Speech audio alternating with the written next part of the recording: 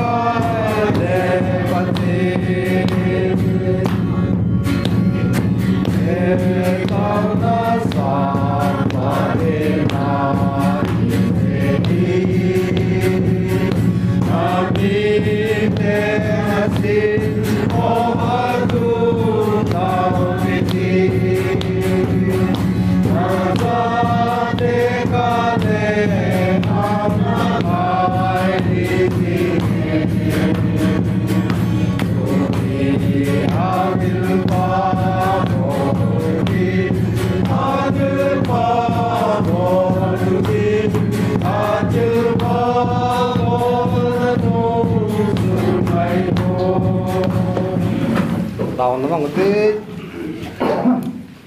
capa thì là pa tu ni dòng ni khopa phát pha này pi bên cái họ dòng cũng muốn là hen nimasana in nei pa pu sei le ne da nau chunga athase hung ki thamon to ding ka hi vin isi sun paka nang man kin them pu nan mana mi pi ho nei manwa holi man nei ding ho nan man cha ka phat ho ka zo ka sewa mi chang chia nang man in holim pi ki nuwa zo na pha ka mu wa min lo pi ho thangwam kit ka ei pan pi ki dong win kapakai Yesus Kristus min kong tau kin he amen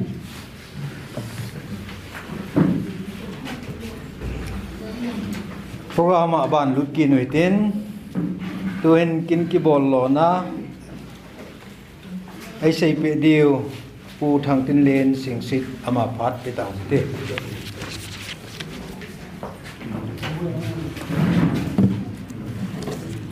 ki pamin tuni pathin tung sin jala vanure sit buina ja chom hen lang tiang le muntina gale tol ai lo wala ta sa damon ja chom jong le pathinin adam cheng le chutiang le than mu jon lo cheng dam na te ipewa lấy xe hi na lại gì in custom hen lang ai lo wa le pathin ho hi win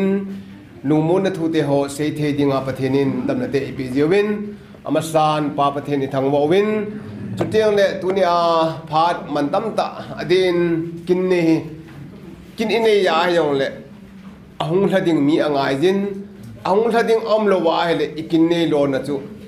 lo thing no hi in je jon dunia ki ho akin nei se lo wa na hon jong hi chikin ki bol lo na hi subuthit dinga na hung ji win na chung chewa ki pa tu kan sejin pathinin ngai lu na in sung ki ho thasam ta yo la ngai lu na zala na hon jong hi ta banga kin ki go ngoi ning subuthit pi jewin amasan ki pa tu kan sejin tu te na pathinin tunia pha chom zakhat pathin thuang ikho lim na diu le de a pathin pathinin hlamon na ei chan na diwa pha chom chat ikho lim khom na diwa pathinin ija kai elam kai han ti jo khat na kan sei lo no min tin tu la tu ne hin adin kin ki bol lo na he kapa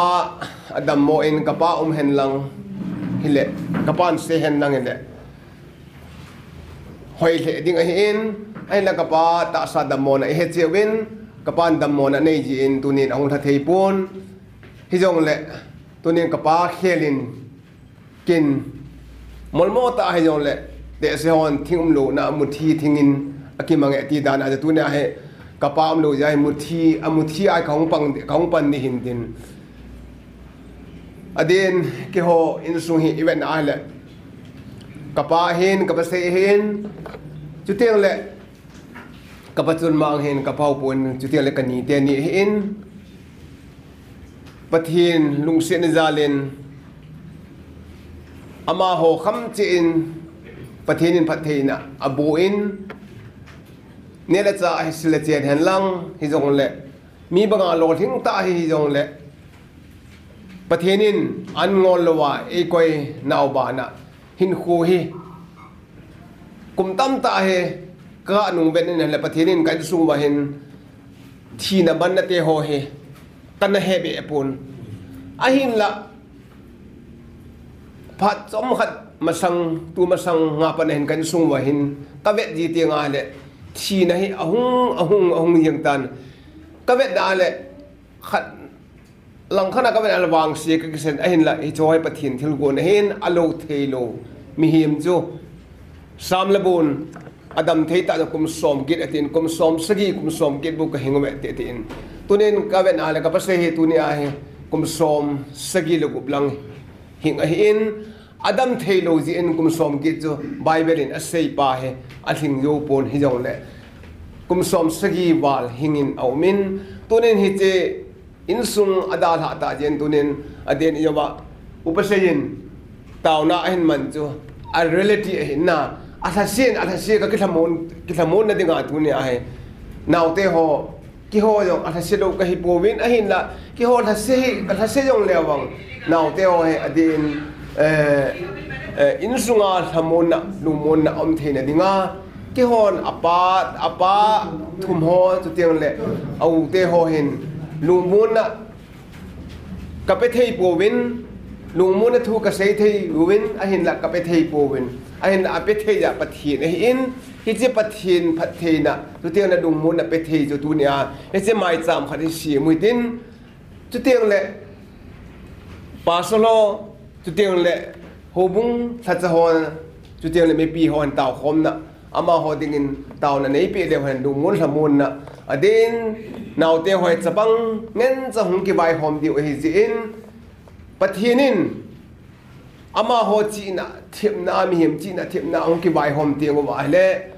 pathin pan na lowa ong ki vai hom pathin na lowa a hi ti ngal lung mun na hlamon na om thei pon hi an tunin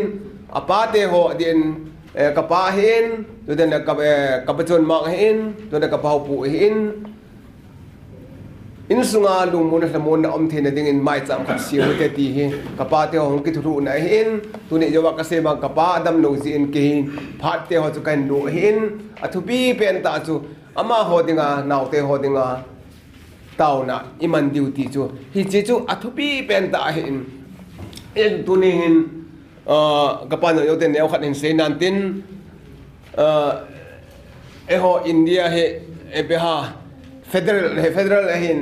za tum ki vai ho ma ki jun in sung khana jong he khat mi khat he khat UPC ke ma khat ke mi sa khat q CB sa za tum ma ho India unique na tabang ahin ho jong he in sung khana jong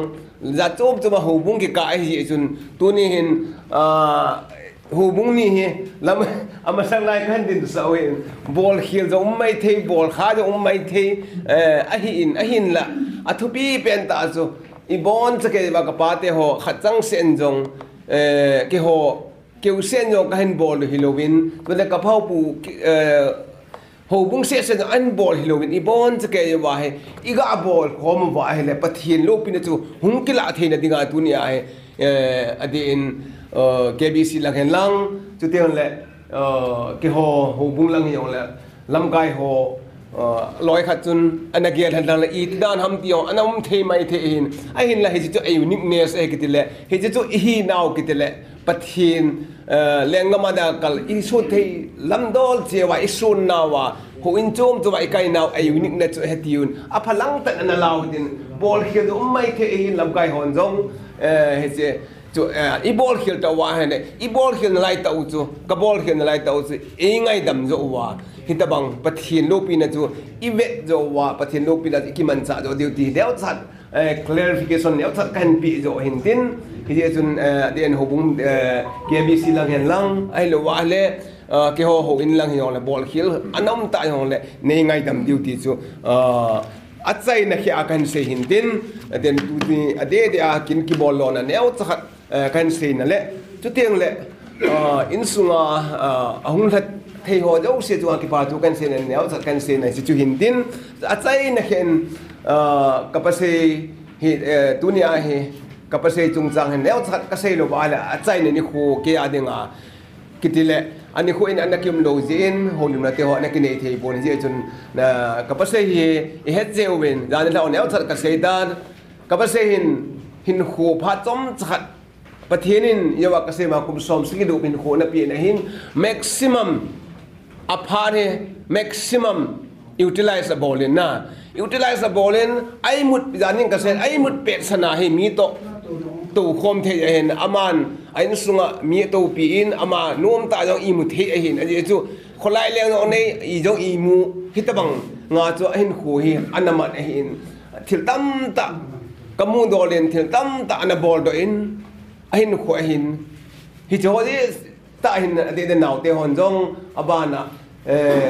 lalboy hin lalboy lam kai na ai hung ki bai hom diu hin ipawin kal anasun na akhunung hi injui yuwa tu te le hi che khunung injui na wa he hepan anabol do ho anabol do lo ho apha anabol do tu te la apha abol do lo lai ho jong he naw te hon jong hi cho a he I bol do wa tu te le inui pan ade hi Ibrahim ti hi ade de naw te ho boy ko hin jong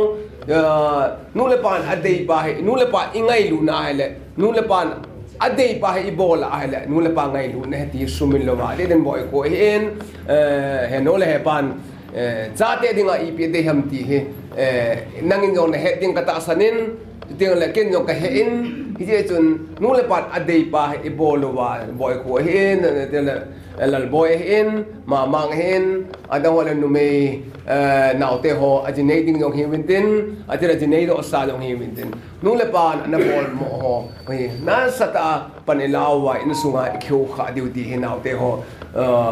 lungim na tiếng rồi là pathin có mà ade den sam la bulang event na ale mi hi ma ki ngai hi i ma cha thasin na kan a hi bowin chu tiang na leng chapate a ki ngai jong tha sam na omin chu tiang le gal bona hitabang gal bona ki sakol ho ai lo le mấy pum ho a kisun jong tha sam na men la pathina kisun chu tha sam nam poi ti hi naw te hon jong pathin chu amasa nulepa sanga nulepan ei dal thain ei thi sanin ain la pathinin wa ei thi san pon pathinin wa ei tha so pon ei tha so la pathinin wa ei tha kang poi ti hi naw te hon tunia ki hon na pate apate hon u te hon anom te hi jong la pathin ba na kom om jiwin henol he pam hi ole pathin chun kom om jingin hi cha chun ki ngai jum lang hi cha chun lam na jo jing ti a chai na naw te ho dunia kin ki bol lo na kan se na ban abana khong tin lo ning ya chu akok ogoma ka hen se hindin se hil se wala ma ki ngai da mudin ka se kham na pathin na thui ma som be dang ka ki pa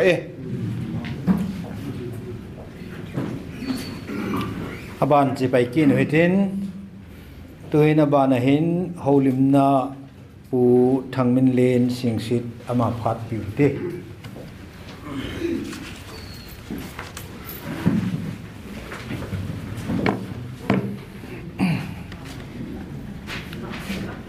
ama se penin ahong ki khom mi pi ho na bonovin na to diu boina chom chom nei jong leo chun tuni kapate kapalen hin cái hồ cái hình chele kapaniao te to kin cái hình go no na hin gel kho wa ni hong tha pe zio win ke pa thu ken sei na sa penin chele ni kho pa e pio wa chele dam nai pio wa pa pathin thang wa na ka pen chi kyo se lo win ka pa khela ka pa din mun lo thea ama hong the lo zin ama din mun lo thea kom jen ka ki pa e kapalen beini hi zana hi ko kim mamang ka phone le mamang chun ei sei pe nom lo hintin akinu chat chat jengin chira chu mamang to kheu chai chai a hi ko kim boy ka phone pe le ko kim boy nei sei pe in ha game ka ki chet pe na hin ka game ki chet jong ka da la in kanu ne hi zan chu suna pa na hi kanu in tuni na palen howa lo mai the he tin a sei ji chun kyo jong chu kanuni auten hung ve loven ki king sa ko mo hin hiti chun ka palen chu pathenin atep pi phat ahung thun phanin aina da la tawin ka ge la hi le ka hindal pe thei pon hi je chun ma se penin ko te chunga ngai dam ka hin thumin ka pa hi Sunday Saturday हम Sunday हम आबे कई चुरचानपुरा हम कहीं गाड़ी ही Monday Wednesday तो Friday आए हैं Monday आज हिंदल पैदिंग कती हैं गाड़ी जों का बुकतान ऐ बांगा चुन अकिलेम लो आउम जी चुन कहूँ थे तपुन ngay dam कहीं थू में चुकित ले कपाते नहीं ही अदम लो ही कपलेन कपसई दे हे दम लो में सोतान हिचलाई आउमिन चलाया कपदो है नहीं अनि नोना हूं विल देखती हिन अहि वांगिन खुलंगा सिमबेंगा कनी जोंग ही अदिन मुन की सही थेलो तू तो आजोंग ही कनु नग गे पीजिन अमाजोंग खोबा दिंगम खोबा लो दिंगम निलुम लो दिम की सही थेलो दिन मुना ओमी जे चुन चिलंगा हो के हो बोसे को मुले अबोई पीदिंग ही के तो का पा के होने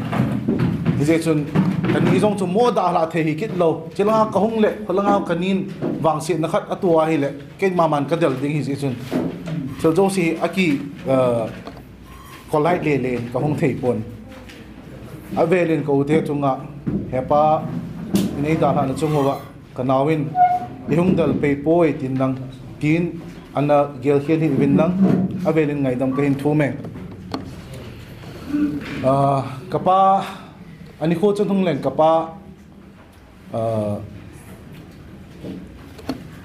chunga he seinom haulim na kana nei nom hi chi jong le la chu ka haulim thei jong le tu ni cái mà cái pa te ko ma cái dòng cái hồ lim no me tia phat cái hình cái pi hin mi hem hi hin kho hi idin do the na hi mi tam ta inu ipa ipu ipi te ho zal tam ta ja hi kimi so the hin pathen chu le chung pe na hi tan hin sim do inu ipa ipu ipi ho za chom jong le ka hin kho to nia in chen ka siam thea na ka hin mu the ho hi kapalen credit ka pe no men aje chu kapa hi iti phayang hunguma na to them ti le kapalen hin kapa ding na to he anangai to pi he kapalen in anasin aum talo olambule na puse khongam ko ma he kana chia na pa na to na dinga he kana se hin atin kapalen khat le ka holim so ta pung ni lang gwatia ki holim hon hin kapa na to na hi kapalen in anangai to pia jakona chu phaya ka hung chen wa phaya ka hung chen lekha ka hin sima na to ka hin mu hi kapalen zal hi e ani na kanu le kapa kin kanu le kapa hi ke man bi chelaya independent church a hi anakis anazango mo hi in henge in sung miu pa hinan kapalen kapado henin mongpo na tam ta ne ne te jong le hi credit jong hi kapalen kapeno men chelaya kapase hi kanu le kapa kitchen na dinga iza kai atam zo hi chelaya kapalen hin ana po do a kanu le kapa an kicheng thei lo na hin adam pe na chu ki pa thu sei di da na hin kana sei khapon e ho hi athi nong pha le bo aphat na ki sei ji a hin la ya hi mai changa mi ko ma chi chu ne no bol pi jeng ka ki pa ti ho dong hi a ki sei ji pon tunin ko te masanga kapak hepa chunga ka ki pa na kain sei no men hepa za la chlai ding thei ka hin phaya hung cheng thei mila la thei chu ka hi hepa za le i kain sei no men chule kapalen hi mi gun chu ta mi ngai lu ta khan kho ta hi ki ho in sung kapate family kapate u cha ho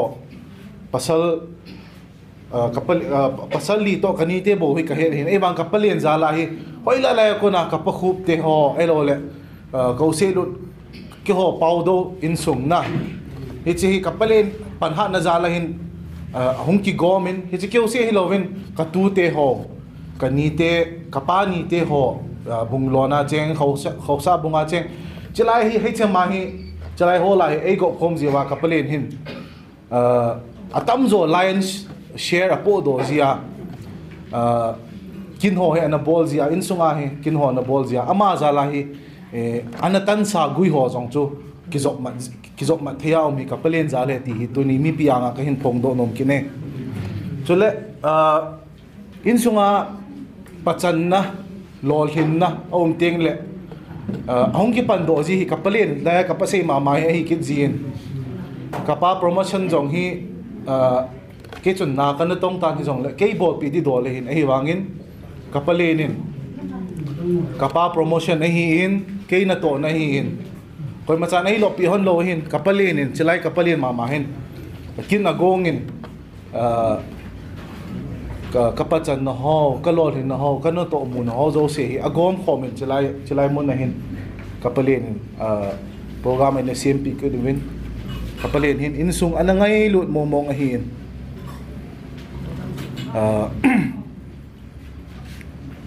Guhatia gal ka samo chilai ka hung zamo hin tizowin Guhatia chonghal ko mubin ama zo hong kizanin chini chun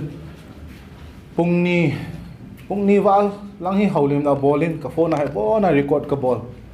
insung ki vai po ding dan ai lo le pi ha lungel ho chu ke ko ma sharing kap kapalen hin hi cha chun gal jam nahi in nagari da mai le hon na hal pi tan no kim boy ko ma se hi tin no kim boy ko ma loan apply nang gari khat ki line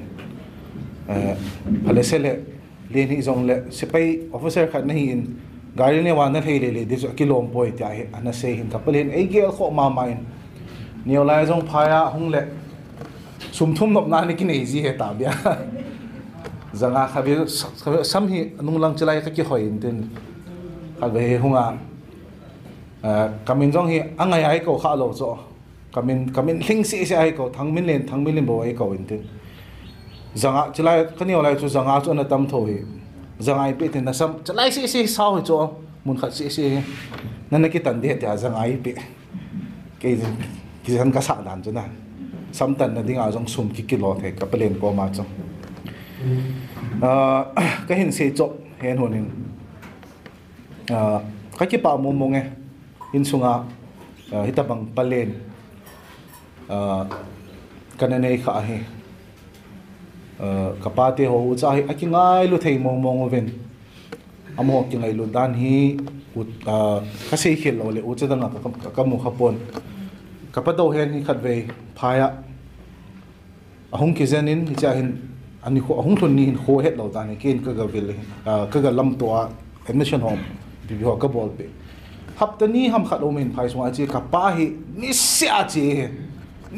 cái vil cái chỗ này cái lệ tí giống lộc cái ba na cái ba cái sẽ anh chỉ ngày lụt đan cho cái sẽ nó mới bồi cái ba thì chỉ ngày lụt đan hết na chỉ chú hiện tin cái ba lên sẽ la khát nôm lòng chỗ câu thế họ hiện kapalen adam mo lại hiện kapalen hiện hầu lên mà chun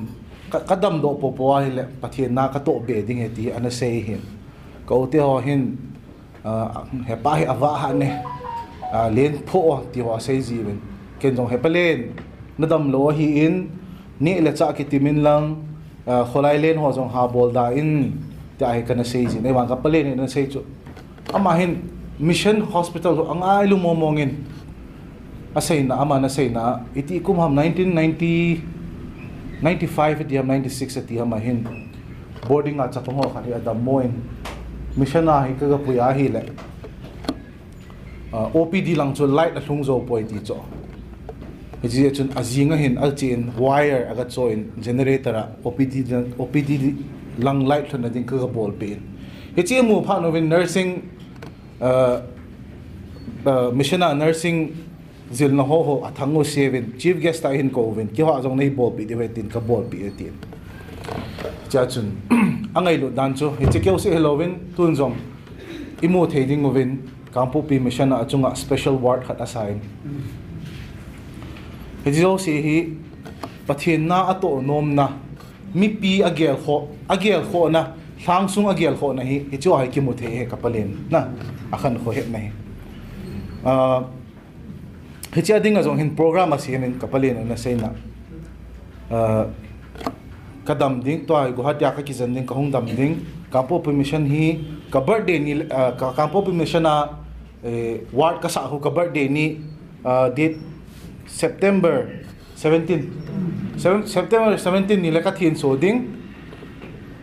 nang zong chu sam prapat na hong ding ha na ho lim de ai na tin ewang kan na kam boys in ani ki hong zo tapon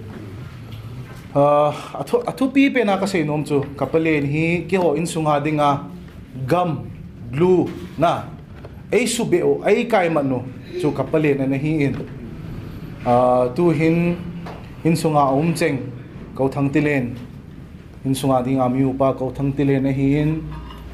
kaulal boy hi in ka uti ho dang ho kapaneo hin in sunga hi kapalen ai na kai khomo ai na kan khomo kapam te hi jong le ama in anabol zakhat phazo hi jong le hen som nga chan be 50% be hi try within mun chom mai hi ben kyo de chu cham prom ke hi ben kivel na jong ha tan je chu ikilung set naw ikingai lut naw hepan mi a kho sa bang hin e hon jong in sung midang ho ho ucha se hello midang ho he para na bol bangin example set ho e hon jong zui hitin apathin na to nom na ho hita ta ami ngai lut no ho akhan kho he no ho e hon jong ut e ho ucha hon jong ama nung hi zui hitin iki ngai lut naw jong hi tan sa po te ti aki chai na request ka hin bol no ma hi in se khel ka se walum le ahong ki khom mi pi chele pathinin e ngai dam hen chan tu tan te ka ki pa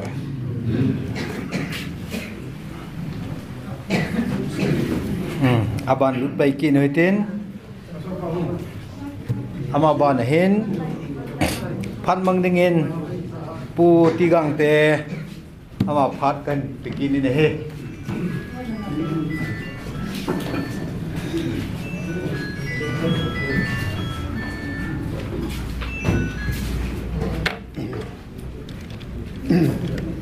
Pamen ipeletuni phatna phat hin sana pu hau pu thang tin len pu thang min jen amon tuni a hi pangai lut na jada maicham an tun do tikron ke yong hi chimun khat in pi de pu phatna hi chomcha holim na khan man de ji chu athinin jong phat chu ka be de de hitabang phat hi thei pon aban in sumi te na bol bin jong chun kana pau pu pon hi jong le tuni ni kwa jana chu hau pu ko ma phat chomcha yong le ke yong ka man no me ti chu kana se ne tuni hin hi chi phat in le ra pi ne le ka ki pa na athung ki pa thu kan phongin chu le tuni a kin them pu pasol pa hin tu le lam kai dang dang ho ka jana khan pi ne he ken ka sei nom chol dang pon aum talo sei le doctor e sing sinin i chan ga pat ala i chan ga in kho sa naw chang khat be ka sei nom chu thing thang a hong tul kun ke yong hi ma sa pen ta chu ka ga sei nom le ke hin ke yong hi chin sunga dinga ama pau khat ka hin nu mei ni omo bin nu mei ni la neo nu chu ke loi nu he ye chun hi chalai mun ya ka ya ke yong kan ki komin chule ade din tuni hin om talo doctor e sing hin e kho sa dan le e lim sa dan chu them chakhat be ka pha pu no me chule ain hu atsai ne ge ya chom chakhat ka pha pu nom tampi am je chu ka hung din do in ama sa pen in thinglang kan cheng ovin i pi ta jong le te jong ama so pi to na ki cheng khat ki ji chun fria ding chu ana dei pun ti chun thingla kan chang ovin ponden gama hin ti chun hichan mo phapu tin kyang chu substitute po kan pangin hiong le sumsang lwan nam diu so nom po tin i hung no ti chun directorate education directorate nen o ja pu khat in bol pi ala achong chu sumla pai chong lut te he atin ke chun ka kho sa lo dan chu thingla nga chu chem ki no la yin ka lo langa ikon le ita tu lung mong jing dan ye chun ama dong sumla pai ti de ati sum chalu na ai le koireng ge khon ka u sipai khat men ama kom chun sum chu ka la pan lang ni khat tu ka ta dai ka sei jil te ama chun e vet tho chu luhan je chul ama sume za lu de hin chien wana ka u lai khon men sum ka la pa o ka tia ka sei tho ata ba chu songa chu sum yong hi an lu tho ba e an lu yong le sang khat ta bang kan su le sum yong chu ke appointment hi ti hin ahong kom le school pata na kai ding school kai lo lo di ti chu bo se hi ala ke ho ko ma chu ka school chu khotolang ahin khotang lang anoi lang chu lo hi ti chen pai pe pu sa ki coin ti school la chu chom chakhat ki sale ti lo lang ki jun ki ne ki so chu he hen lang le tha no man ahong se school pata na kai ding school pata kai ding ti bo se ka sei bang chun o ya yong hi o ya ke i cha te mun chu ma la school han bol ka cha te kan koi kin ke chu in langa chun ka sei bang tu chim long ki pon te pai pe pu sa school ki jun che sui ki bolin tin chom khat ki salet don te lo lang ki ge ye ta to aman dang an hebe se pon hete chun en ho sa dan ti chun en service ho aman ani khan le e chun nga min hilai hung pang o hing ti ding ki nga da na o mai ati chum lo aman si chu in a ball pi chun ti chun o ja na hi tu no pe ki pen son tan chan ge chun en ho so win iza ka yan en ho so win chun tu ni ge jin ti chun ong ki sa ai la thu le la hung boi tan cha pa ho la ki koi je mun dang ki zon thei ta pon la ki hung ta nei le aman jong na satan e na gel ho win aji chu 94 96 kumahin ka ute khat chur chan pol propa town sunga ol bazar la khun in mun khat ne cha chu e kon ka chi gu ma ta chu cha kon ka chi gu na ba in nei pa se le e ja da na chi thei le diu he i tiang na hong jam ki diu ati i pi het na het o ti chu ka ge le ne ata ba 97 hi le pai te ga la hong hi le ka chien na diu mun lai ta chu hi thei lo ta chu an ki chel chung jam kit di dan nong jam kit tho de e ti e na ja dan thiam gao bang jeng ai a sei bang chu hung di ai ti chu in hi ti chun ho sa na sa ta e na ne je ben a chai na lang in tu hin a zon na lang hung sei tang a zon na lang chu kai the ma high school a kyung ki ti oi pu sema te ho nu ya hin na kan tong ki nu si do ngal finance minister hi pe ta chon ka hung ja mun he la o jo service ho lo se mo na school a ete chabor the di order khan su pe chu kai the ma high school hin short kum som ta bang ka hung ki ni te chon he ta ka kyung ki sa sa hin ai le tun a chai na lang hin aman jong tua ATP kitel angei lo lang lo no na to Gideon International han in pui lut ki no men ma he mi kho sa dan chu ke yo ding kum ma pat chun tu kum ama hong dam mo chai lang ge chun bol da ti zo she chu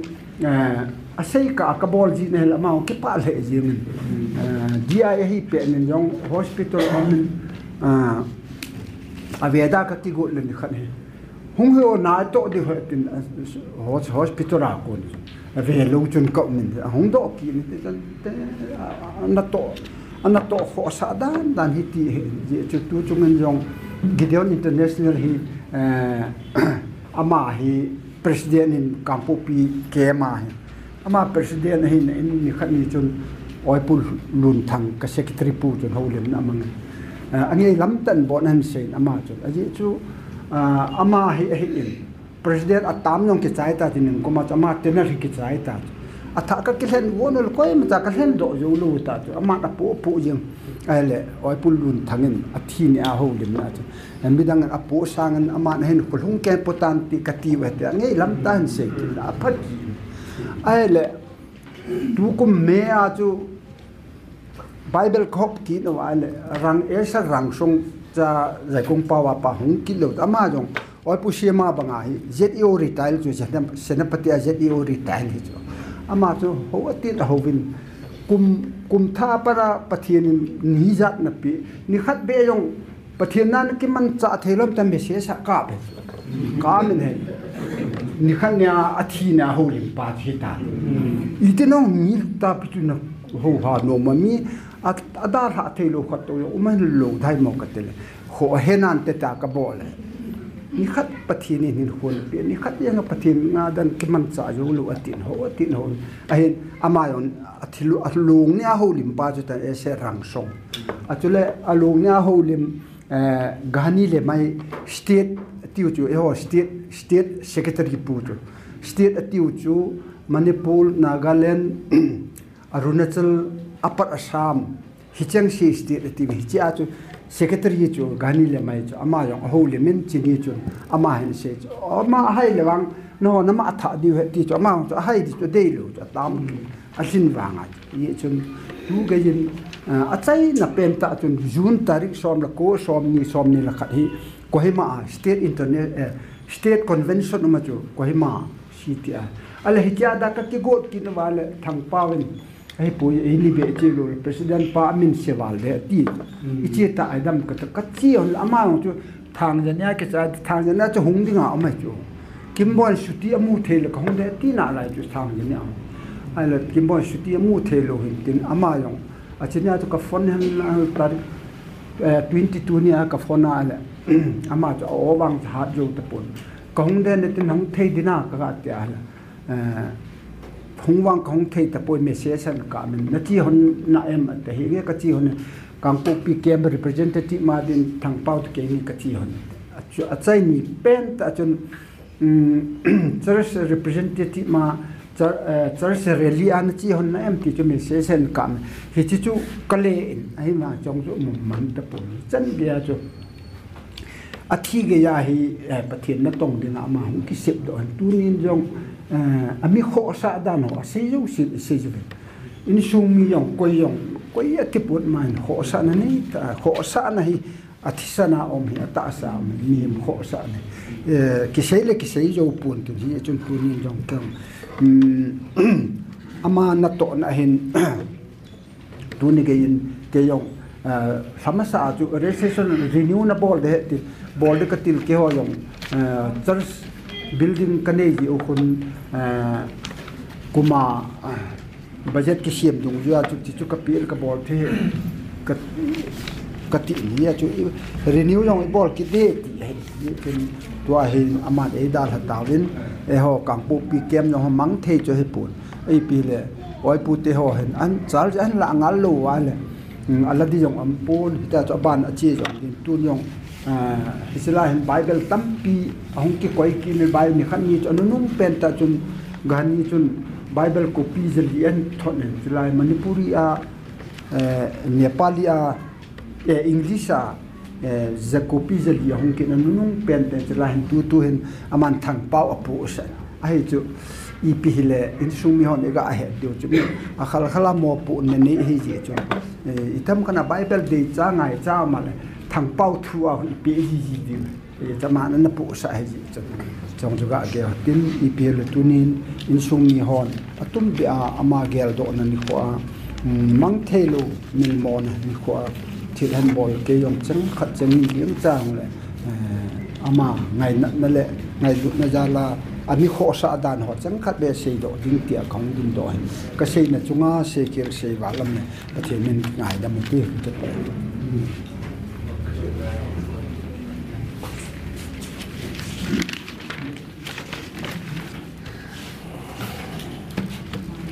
program ban chi ki noi tin tuin maicham pi do phat a hin pi ne boy sing sit ama maicham pi do dingin kan ko e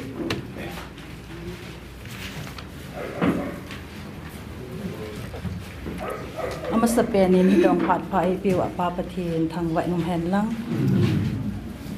ke ma la sempeh hi song ta mi a hi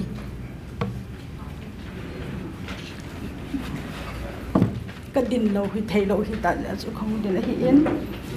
tu ni mai cham ti ho he ka gel teng le ki pa nong tam pi ka se no men ka u te chu ha hin ke hi kong in chen sung kong lu na pan hen nom ka sa in hay cho ki ngai lu win ha sat na hi pi jong le ade den ke ma in sung a jong ha sat na i pi jong le ma hon so pe bol pi win ka in sung ma hon thu e se lu na phalo i pi ma phalam i he pi win ki je chun ade den ko se la ko chok chung a hin ki pa tha ka hin se ne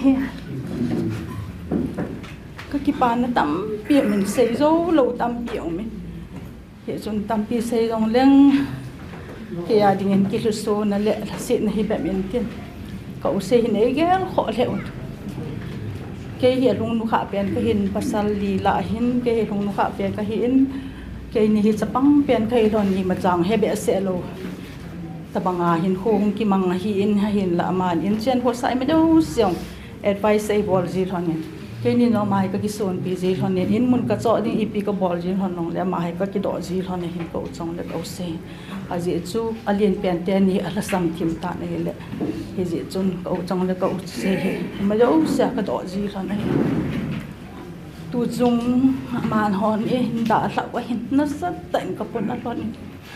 in lăng hung tiếng ấy cái thà thôi nó sẽ lưu gì quay tới kêu thì tam tiếng cái xe gì thôi hay là bán cậu tiền gì mấy tiền gì không bề rồi nó rất tệ các bạn đặt hơn mà bạn tuân cậu sẽ đắm mò chương trình thì đam tiểu in trong ama advice trong duyên các cái sao hơn nhé aman thì các bạn nó sao hơn đi thì trong duyên cái này lòng bạn các hơn nhé ama đắm sung lục tê đình tí chu lòng ye thì cái này kiện để phát thiên có mà tàu tập thôi bạn là cái lán này là in zong cái đội đó in aman advice bắt tay bol bên hệ lệ in chen của xã zong phát triển có mà cái tàu là ban và ta xã thì hà ấy làm cái chút ô xe hệ chỉ cái màn tu nhá mà chúng cái bàn lệ cậu để họ dấu xe ngay lô khát giảm phổ biến cậu đầu hẹn tiền thì hin tàu này mắn bị dừng hơn cậu xây tiền thì hin cả sân cái lung tân cái hậu bị lim bị gì hơn cậu chọn là cậu làm cái trang kho một bên mi này bị chơi đâm tiếng là cậu làm là cậu chọn để còn cái chuyện đấy mới đấu xí cái đó hiện cái này cái hi mà đâu sa kan samin anh yêu pen cái hi lo to tu in chen ko sa zong pathin lung sin na in ama ho hil dung zui hin advice dung zui in tong ko sa ron tu hin ki pa ta hin ko man khom ding ti hungum thami ti la ban im sungi ahung tha sam jep tan hi le ke ni din no nom pon pathin ko ma taw ti lo sum pol ting lo hi zengin ko se hin khonung ko ma diong hi hai ma zengin hai ti zen lai ko ben chinu ka tu nu happy ka pu hi an ti na sa nga hi atin ka gel le hi ka sama ma si cha kom ba yong chama ma do se ma pui hoi wa adam lo hi wangin ti zon ama se ka man ke un le ki ho diang lo thin na hi sin ja chu ma chu ngai ki pa thu se lo the hi lo ja ko te ho zo se yong a chu che wa ka ki pa in ke ne ne pen ka hin unia hin ka gel le ha ka sa in cha te ho zo a hin la cha te ho mo te ho tu te ho song pathianin pha the bo in ta te ho jong ta sa dingin in he pium ta le so nom ta hi in thaga wa jong ka ki so pi in mo te ho jong aji chui pham ti le chen ka chen khom ji un ka he in alung gel ho jong ngai lu na nei ta mo te ho no e bon ngan hi win ke ho kal za min ha sa jong le tu hin lung mong en ma ho za le nong ko um thei win cho tiếng lệ tua hi bị ham mai sam cái hòn ba te hòn sim tiếng a hình gel nào hi cái gà gel chỉ tiếng lệ cái kí pa in sunga hi đầm thei na hi na ding cho tiếng lệ tu te ho zong pathian ma pui na hung hi wa cha te mo te ho zong pathian ma pui na hung hi the ne di wa mai sam se ma mi pin pa sarin tau nei man piu lệ in sunga lungmon na le lamon na le pathian ma pui na ka chan the na di wa hi ngai chan thung zoya mai cham ka hin se mo hi in bible man khat hin se no man sam number zakhat som ni lenga chang khat pakaya ki ngai jing mi te chu zai on mul sang to bang a hin aum naw chu su ling hoi hi lo ting a hi ti pathianin athu thing sim to naw mi mal cha din phat the bo pi taw hen mai cham chu hi le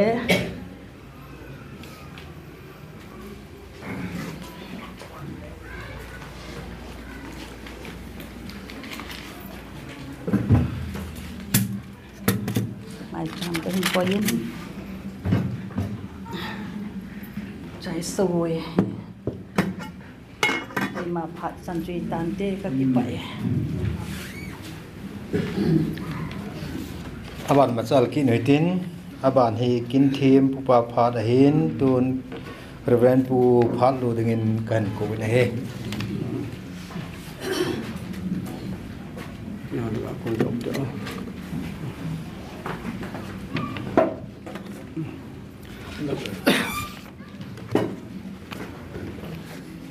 Oma sapinin damna phat hoi phat pha ap wa chung pa pathin thawan amal lang pakai lengama to khompi pastor ho hi in zaum ta lamkai ho hi in chule to khompi hobung lamkai ho hi in tunia kin hingunga pu dohen sing sit pu chun mang sing sit pu ho pu sing sit chule an sungmi te ho zo sele hichikin guna hongkal songa nula pa pida pu so pila naw te ho zo se na bon chawin ipakai Jesu Krista minin kalimna chibai ban bon he pu ho pu in hichikin nei ding tia an se chun ipia ki sei dong ti hi ka gialin kele ke ka boil he jingin ali chu ke hi chai dinga mi tha ka hi in doctor pu hi achan chin hi masang jong ka he be se pu in chulaya kum khanam kum yam ka hu ma pana hi kan he panin aile thil hoi ka vet a hi le mi ho lim dan ho mi ho tu sela sa ho ka vet na hi le athil pha bol ho ama chandan ama hindan ama khandan hoi kan he che in dunia hi ama chungchang thu hilowa ama chungchang thu seiding hilang wang chun kading ngam pu in ai la mai cham simding ati jiwa chu kahung din hi in ka ge pain pa pathin ka thang wa in mi man tam ta mi pa mai ta lang khana yela hi le ama tabang in eida ha na chungwa thamon na mai cham simpi thea kam ji no pa pathin ka thang wa ni dunia hi tam ta sei pung ka ti pu thangbin a sei chu hoi ka sain ka sei num topic khat jong chu hi chi pa chu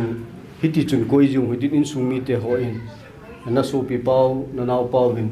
hi tiu te khatiu te I pau hi ti a hi a ti pa chu phata ke cha nain ki chin diu ti chu pa kai mina ka ti ma hi in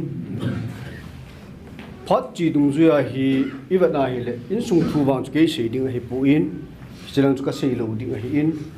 a hang thona khat ka sei nom khat min phat chi dung zai phat ya ki hele ti hi ni phat a ki khel dung zu in sunga ji mo po na jong hu ki hele ti hin tu nya hi ta salamai bana hi le lal boy hi in ti dinga kanulam pa hi in thil ho zo si hi ama in sunga hi au pa chom na in wel ama hung sunga hi ama mo pu na khat dinga hum dan kam mu ta in ka sei khil ngai da mu tin pai chu ji la cha ne hi ta in au te nu mi hong chom na win ain la asal miu pa hi na khana chu amo pu na pa hi apa am ta lo ja chu ama tu ne a jong lal boy pu lal boy in ki ti hi ta ne hi chi responsibility pa hi ala hi ta in ala na hi phatke cha ama hin agel angai ji ka ti no ma hi ne chule chin sung hi ka ke pa pi na ta kha chu I pham I ta hele mi pa mi nu pathina ki bul phu in sung mi a hi win chule pathin nei te a hi win hi chi hi ka ke pa na ta kha hi ni doctor pu thi ni a jong chun ibana hele naute ho ho lim dan hom chan dan ho chi bana hele thagau nei mi a hi nau ke phong in a ke phot chi nin hi chi chu kalung mon pi in amo chung ki pa thu ka sein he a hin la dunia hi item khana in sunga mi pa hi a chan chin a se ho zo sin a phat na hoina sei bin ilung mon pi bin tun jong pa ti hola khanin u te hola khan seijin a chaina a sermon ti diu ha message type of ball nu pathin thu hi tho tho he apatna a chaina chan ge hi pathin thu ki bong cha hi jin igi pa win pa pathin thang ba win hi chan ge government na an to a pathin ngai sa na nei ta hin huan mana full tama ti mai huti pathin na gideon lang hin I ja kai hin pathin na an to na pa hi alo pi in cho hi va na hi le hu hin na di ta nia pathin ngai sang mi a hi ji hin tu ni hin sei di pe se ka he poi ka ti chen lai ta hi ep a chu hlamo na thi sei ding ham ti hi ka gel khat hi ni ep jana mi ti le mi pa abang khat hi han lang o ama hi athita in ep ti ding ba ha a chon chana khan chan hoi na pathin to ki bo be se lo pathin na sa be se lo mi pa khani lawang chun acha te ko ma chu o lungmo mi hlamo wing I bai lo di hum ta lumona thamuna sang ta thupi da sei thin kala in tu ni wang hin naute hozo se yong hi apau chan chun hi ve win tin a china ding jong hi phatke cha mu wa lungmo di hi ka ta sanin hi chipa hi ka sei na hi in kai ken jong mim hin an kalungmon pil he jingin ka ke pa in pathin ka thang ba in hi jong le pathin le ka puthing khaleni hin siming ka ti hi cha chun tauna ina man di hin tin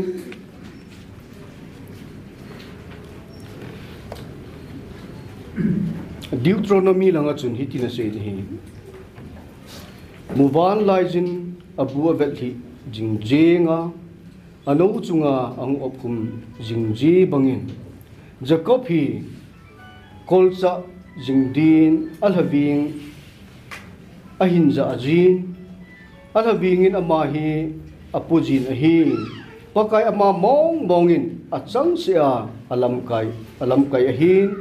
ama ki wo pi jing chu gamdang pathin hi pui ti sap bawa chu hoi ka sa ta ka chu he guarded him as the apple of his eyes ati hi chapa hi kala do no pa hin tu dia hi so pite ho in sunga mi pa a hi in amasa minu hin nadal hat na chung wa hin pathin wang hin muwan lai jin ati zo muwan lai no ho op khom bang hin no ho hi no phum jing vi ama mit mu adinga wang chu no ho zo si hi an apple of his eyes na hi vi ti ka si no de ta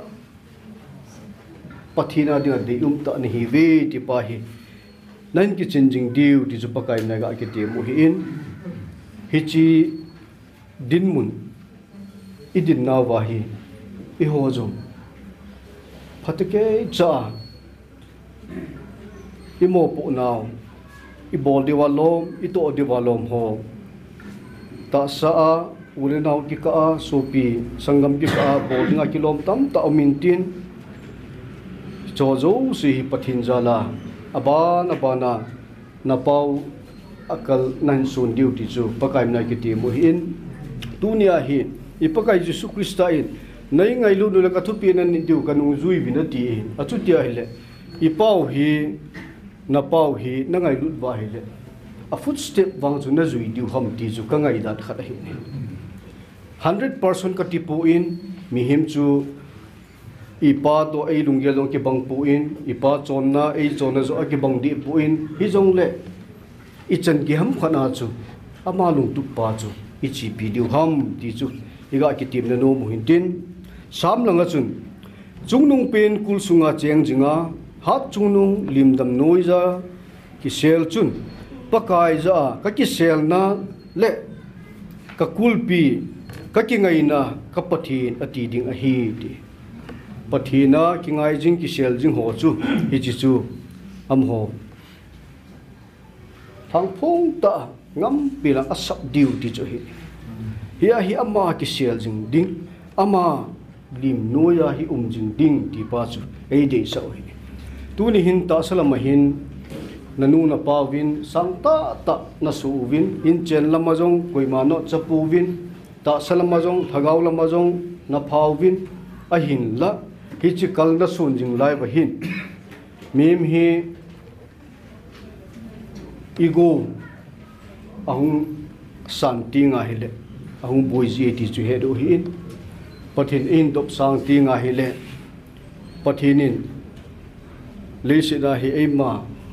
din muna kuna ha do main dop ti nga hele atam jo hi ego tilang pa he hum jin hi ji hi lo ba hat chungnung kul sunga cheng jinga ti pa hi isu mi lo di pakai mi ki ti mi hi ama limdam noiza ki sel jing chun ati hi ni ama noiza om jing ho chun pakai za ka ki sel na le ka kulpi pakaya ki ngai dan pa chu an ta langa hi ni ka ki sel na le ka kulpi ati ka ki ngai na ka pathin ati ding thil danga ki ngai lova ama a ki ngai jing ding asam chana ju pathina ki ngai che che ding pathin chu amu na chu thu che che ding pathin to ki vop na chu tui che che di ti le hi pathin adop to chana chu pathin lo pi nai amu che che ding pathina ki ngai che che ding ti le hi de rom langa chun ahin pathin ngai lu ho cheng si ama lungu lamdol ta ki ko hoding wang chun izakai aphat na ding atong khome ti chu heavy tu ni hin in sunga thil som chan ho hi ivada hi le pathin lo pi ki phon do na ding hin tin ta san cha te ho in ikinep naw ita sanu chu lei se din ko abai ting le nom ta pakaya pakai Yesu Krista ti sana sop thing chang ho chu wan mun lo pia pa ko mam li hitai ti chu ikinep naw ita sanu hin hichi kinep na nei bunga chu lung mu sala tu nei mo hin pa pathin thang wa win ya chu e ho adinga til ho zo se hi pathinin aphat na ding ohoi dinga e bol bi hi ti pa hi isu min lo di win pakai mi ki te min hi in sunga thil hung lung ho zo si thina man na dam mo ve se na hung lung ho jong hi aka apet ta lehin ivana hile athu ha in ahila pathin put jinga pathin a yum jinga hile anung sang ting le pathin lo pi nei ki mu hi pathin thilgun pa chu ichunga ohoi jo che apha jo che ki mu hi ti pa chu ita sanuvin mihim hin khu tu sim tam tan jong testimony ang izawin i cho hi i ho a jong testimony a hi ding chu dei sa hi ni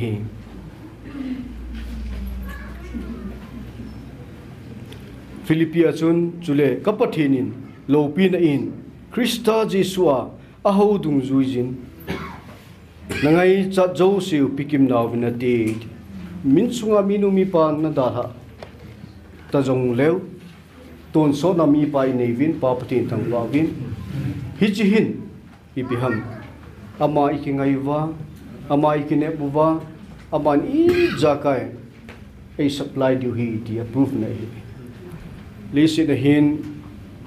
zon jong sei tawin zon jong sei tawin mi he ma kingai kiti hi in sunga jinga jong hi unu upa kingai jong ai thei di puin i jia kingai jong ai thei di puin i cha kingai jong ai thei di puin ai chu ikingai no ho so i tabang bang ti san pu hi ni ho khal thi diu hi ni ho khal hat mo diu hi ni ho khal le chon si thiu ni ho khal le boi thiu hi ai la tu nia hi pathin ei dei so hi ama lo pina Krista Jesua aho dung zuya ingai cha jo siu ei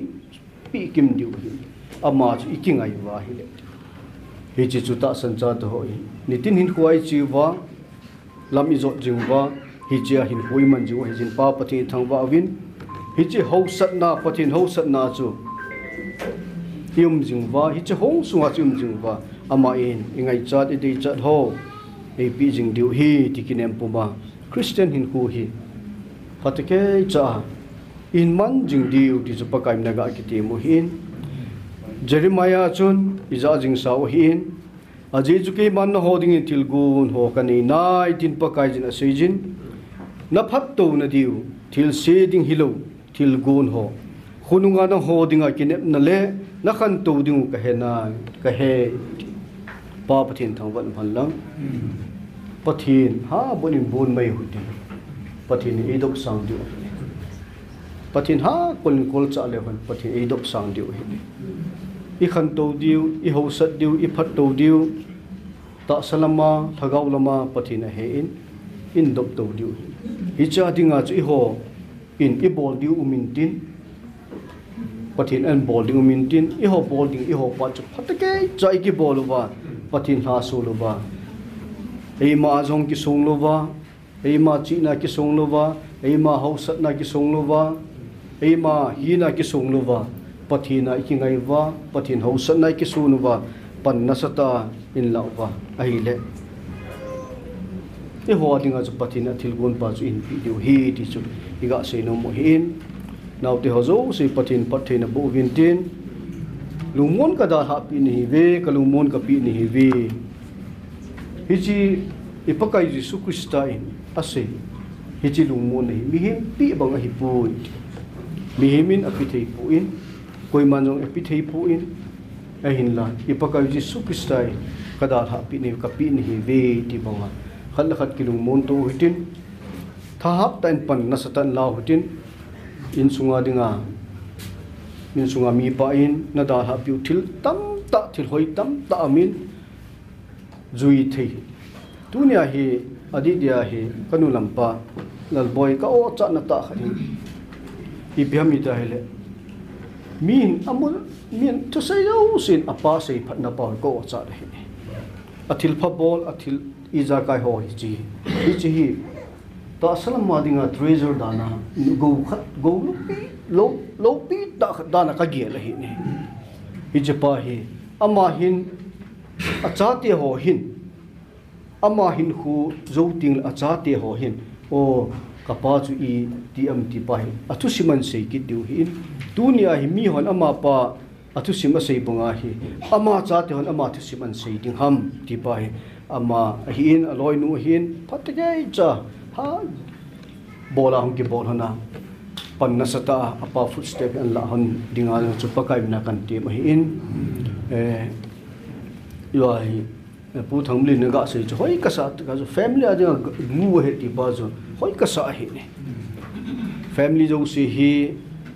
lunggel ke bang puin mi khat hin pannasata la lo wale in sung hi ke phalo ding tam ta ki ma hi ne a hin lai chilai ta chu khat hin ahung ke pi do jia in sung hi an chol ji tinga hi le akilung nu mote jong ki cham thia ala se te yong ki pa thia hi ta chin ko ki mang hin hi chi no family a doctor puta bang pathinin in sungi mi pa phatta na pi na chungwa in sungi to na wang phawin pa pathin thangwa win mabana hi naw teo ko ma chaina ga sinum chu phar khat ting le na pa teo khang hung ki chai in tin no khang abona no khang hung su ke ding hi in hi chi ting le chun na pa din muna ding ding a ha go na ki go diu di chu a chai na pa kai minai ga ki te mu hin tin a tau na mi pi ho in lungilin in ki tho pi vin lang in sung mi ti adi ke ma tau na hin nei ka ti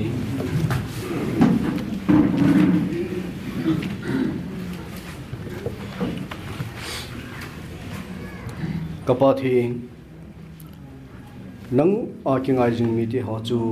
zion mo sang ta banga su ling hoi hilo ding hi jin hallelujah pakai ka ke pa win namin ka thang wa ni wa choi ding alom thang wa ding he pa na lung sit ni ke dang ta ni chan tu ni hin am talu doctor pu soiglet aso pi ho in ada ha chate amote atute ading alung mon uwa alhamon thine divin program lopi ta hin gung mi pa lopi ka savin ka ki pa win namin ka thang ba ni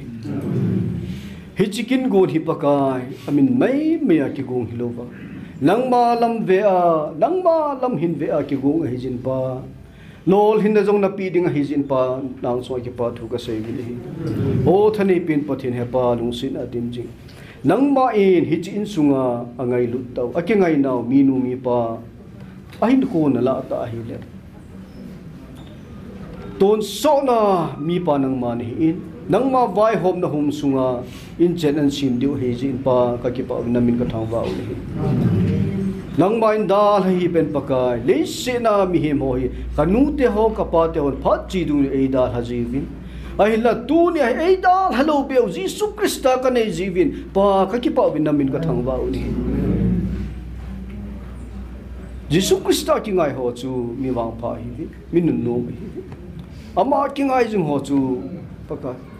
alo pi tu ni hi ai ni kutu sim ka sei na lai pu doctor pu hin ka pa thi ale sit dam la ya thil pha bol ho mang ta lo ding hi na lenga ma ne pan la na ho tu sima ki sei jing de hi ta jin ka ki pa win namin ka thang ba ni ama in ko tu simi mitam pia dinga kitil kho na mitam pia dinga kijil na the hi jin pa hichit ta bang mi man tam ta khusunga nei pi jiwin pa namin ka thang ba ni hiji atong ban ama mihim ngai lu na pa hi paka acha te chunga jong nahin pia acha te chunga jong nahin koya lungthim tha paka apa in mihim angai lu na ho athil pha bol na ho ama ho in jong ahin jom thil divin atha ta in paka alung thim sungwa lung thim tha na ma hi pinding ka taw ni kapa the lung sin adim ni ha pa tu ni hi apa te ho wi alung mon alhamon the ni di mai cham si mihim ke mohon ka pi thei pu bin hi ji chun lung mon ka da ha pi ni hi ve ka lung mon ka pi ni hi ve mihim midang pi bang hi poi ta ka pakai Jesus Christ hi chi lung mon sa lagau thing ei da ha pi chun hi chi lagau chun pakai lung chuwa na to ahin khowa na to lung mon alhamon na man pi ding ka taw ni hi angai chat de chat pi jing pakai apa sanga lo pi zo a nei man na hin to ba apa to sanga hoi zo la pha zo a ta sa lam a hin lagau lam hin ahin to zo jing the divin in sung a mi te ho pakai ada ha acha te ho zo sinang man ato na lam chiwa phat thein pon hin phung bu jing tin ka taw ni thani pe pathen he palung sin a dim jing tu ni jong in sumi te ho e adin an ne mai chaman simin in sumi te ho zo se kheli a chate ho adi kapa the sumin mai chaman sim sahoi an koi i cho zo si hi pakar na la chan na khuna kal hang do ni so piti adinga phathi chan nei halu mon a hi the ding na man nu se ta nei san pi ni ka taw ni malam hin khuwa pa pai na ma hin ma pui jing phathi hin pu chi mi hi min ka pi thelo phathi na zo se na man hin pi ding ka taw ni a pha di chan chanu na pha sa pa kai thagau hin kho jong na man ven bit pi jinga ata sa hin kho jong na ven bit pi jinga a in chen na wa na man na ven bit pi jinga a school ball na wa phat theina po a pa dam lai sanga hoi zo la pha school jong hi ang kan to thi nang man phat thei bu ni ka taw ni a pa to bang khai ho a hin to ba chi sanga hoi zo la pha an to zo theina di dam theina phat theina chi na thip na het them thina nang man hin pi ding ka taw ni ka ki pau vi pakai pa chom cha kang ke hulim na sungwa mi mina sei khi ka niu zo ni ngai dam ni pakai ka sei kha ho ki ho ding phat theini bu pi chule I jagai nang so ki pathu ka segin thangwa to thun e ngai lu aka pakai nazra jisu krista min ka taw ni amen ki pa me in sumi ta pati pati bo taw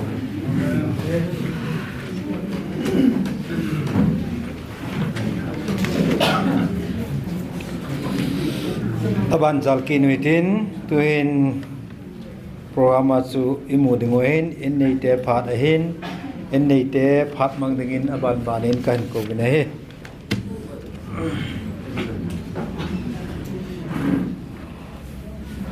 tuni khwa kama kapaleng ado hen kapachul ma tuteng le kapaneo kapahau pu tuteng le insung meeting angai lu to anau o kapau pu doctor sekulet singsi Chate cheng amo te ni le atu te ho thamun dinga maicham ei sim ping chunga masapenin amo chwa ki pathu ka phongin chicken nol in thing dinga tunia kin them puai pan piwa kanu lampa ma chwa ki pathu ka phongin jai gungjong le ama ta sa dam mon na ne hen le tuna he mi chom pang the yong le aman jong tun khwa kin go na hong la thei jin hama chunga ke pathu ga phongin teng le kapate in sunga ko na ulunau te ho in atu le be ho chung chunga ke pathu ga phongin teng le hulam ka ho bung sunga lam kai pan pi ho chung jong ki pa thu ga phongin thiten le tunia ngai ru cheng pi le pu sa le lang achi sa phan khuwa ngai lu nau ni phun do bong win tuni khon jong avelin ki khom thei ki ni win ama ngai lun ji wa ki khop thei ki du hin ngai lu cheng ke se ngai lua sei leng sei kim lo de hin ke se la ka tin jong chu cham kim pun holim nyom ding tam diu hin lai se holim hi jong le hen ki mu tu teng le pa ngai lun pa sei diu hin tu le phat na ho asin ho bol ho tam pi sei diu hin tu nya Chate ho tu te ho tele sung mi te kal mon ding wa na phat man lu tau nan su mang wa ni sunga nung sung tha ji win na sung si wa ke pa thu ga phongin tu tam pi i sei ta wen ni kon jo i sei ta wen na to lam chum ma nai to nau sei win ki chang khat ani ka sei no men ka sei do kha lo hin ho thulam no sei ta wen tuten le office lang thu i sei wen tuten le ki bok pi society sunga thu hong sei wen aman atup khat thil khat a sei lo khat tunia ngai lu chang ho ko ma ga sei nom chu tunia amasanga kiji doctor kiji ba hi ka tham khat ga sei nomen miosi athi teng le than sunga ko aning bo kiji aman nga tup chu kathi teng jong le kamin masanga hi doctor be ka kiji nomi ti ha na se in ka koma ni chi ana tup cheng in IAS osung pension teng le IAS retire kiji theipon IPS itata ama hin kamin masanga hi doctor ka kiji nom te ti hi thi masanga na se kha in tuni ka se ro no men dunia jong ong ki khom chang ka se nom chu khawe le thi de be yon jong min phat na pa hi ama in sung tang se a kitil ko na heloin ong chang in jong I thi ni ko wa ki ji ding long em jong ki go te ti su ka se no me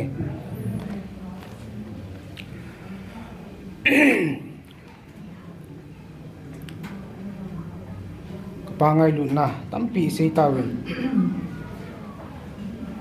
tunai ngai lu inzala tamunin dinga tawle nei man pi na lai jeng jong na chung che wa ki pa thu ga phongin tuni se yong I puntin kadang dang te yong le insung yong vil pi wa chate ho changwal hen lang hona ai jong le ina mun se sa ki khop melowin ina jong I hum pi win ti chu ka sei no me tunia nung chi gan ti sana maicham sim to ki thana no jong insung dam dinga ta na ngai man pi bong win ong cheng jong pathenin phathein bu hen lang min sung wa ong pathenin chamen lung mu na pi hen lang dam le dam theina le wang chung che wa pathin mal son na pi hen ti chu chai na ga se hin tin ko ho lim to khlonin ran jong naw te hon jong hun nan nei nom din ma ho phan ping ka te di sanjia chateng le se hiel se walo ma le pathin min ki ngai jam taw te ka ke pa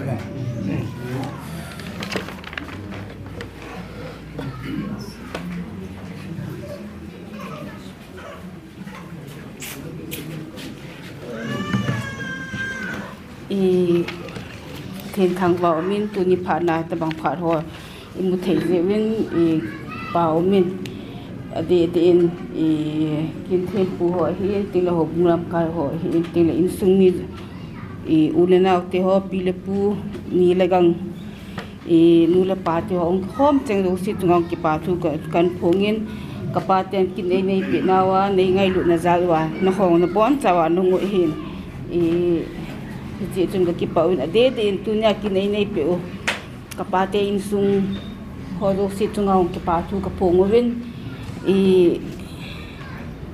Bible chang khat khen sim no min sam khat som thum na thum chang khat na chun vewin so pi ki to ta chen khom hi iti phatna iti no ma hi tam atin tu nia thil ki bo hi so pi ki ngai lut na le in sung ki ngai lut na hi ni je chun ahin gonga le ho kapati ho ru si chunga pathen ka thang ba in hi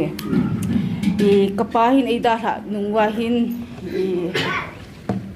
akoi koi amizo se nei hlamon win ka ki pa win kapahi ki ho se pa hi pon tunia kin hungon ho in sung ni ho dingaung a u a pa u apu hi in kho se nei hlamon win ma ho jong hlamon ji win kain request na hi adi chu kapam lo hi ki ho chu hi le acha ka hi win ka hung khom naw hi kapate ho to hin te dinga hi hung chom zo hi ma ho hi ane wa pa na kapi in ka achanga kapu na da tha nu wa ahin sinuwa ki ngai lu ta hung lin do hi win ki ho u cha sanga hi kapate ho hin angai mama diu ka ging chan ni chun ki ho dinga ni taw pi ting le kapati ho dinga jong taw pi ding in ka hin request na hi kapati ho jong ka ki pa we ka u te ho hin ka nau te ho hin na ho jong kapan nada sa nau hi a hong tam pi din hi ji chun na ho jong pathina lungmon na yuwin lang thasilovin lunglet na pangwin lang kapan adam laya insung na ngai lu jingbang in ho jong le rin yong setan ni hong ki ngai lu tan jing utin teong le insunga kanul ka pa lo nung hiong le insunga amasa kanul ka pa no jing banga chun no ho jong free ta in lung ha ge lovin ti chun nop ta in amasa na no jing bangwin jing ovin ti a insunga dinga he kahin request hi in teong le ka ute ho in kana ka pa hi mistake na hi in het so ke in oiza ni hi banang zo oiza lung thim ho thisan in pai pai yin na kyo uza hin kapalin chate ho hin tingle kapnel chate ho hi ki vele avo khalo kom lo dio cho tu hepan in la ngai lu zalwa hin na kapain hen tu min nei po win na ki ho dong tu te ato khalo kom po win na te chun hepa tu na lung no mo na na thasi na ho mo le ngai da mu win lang ano jong in sung zo se pathenin phathe bo bitin ki ngai lup nan kan khom hen tu kain se lo mi in khon jong tu ni kinai na hin kapati ho chungam ka ki pawin thil pe neu khat ka bon no mu win chu ko them to gugun to khong ki tho diu hen amasa penin dunia minister ai pan pi pu pastor pu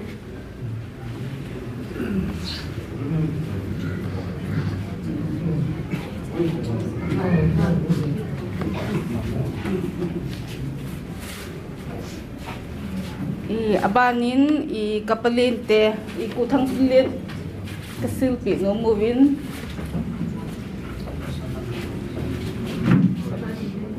tingle bel hi kapalin mina kapino movie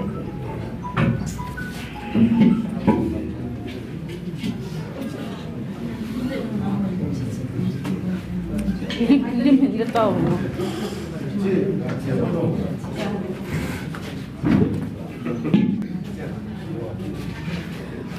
ponsili hepamina kapeu hi na kapalin di lo nang ting mo he bel zu kapalin na pe pe lang tingle kapatun te ading in lelen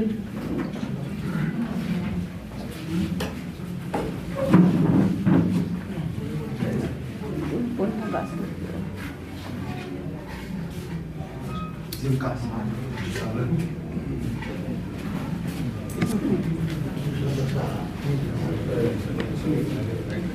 tingle kapanyaw te ading in sango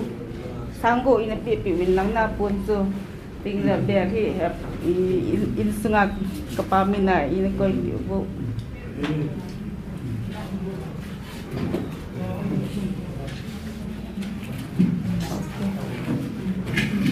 abadin tunia hin kapi azol pi hadjikim nong tuni kin ki bon nai hung tha pi win amazon kapamina pon khat kapinom buwe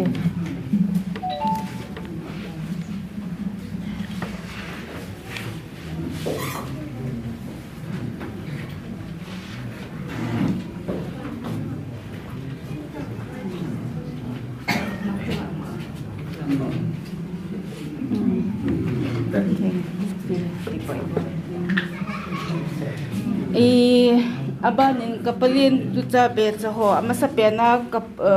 kapuhau chon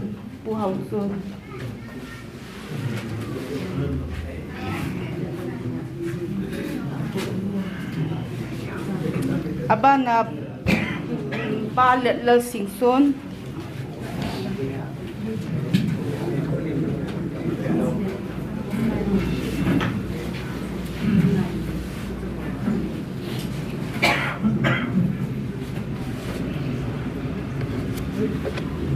abana tu cha pu sat kai chong loi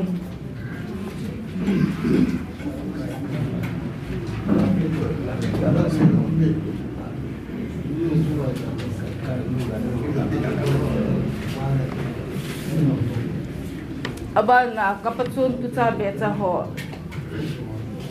lilinin achi tingle ina pi wan adi adi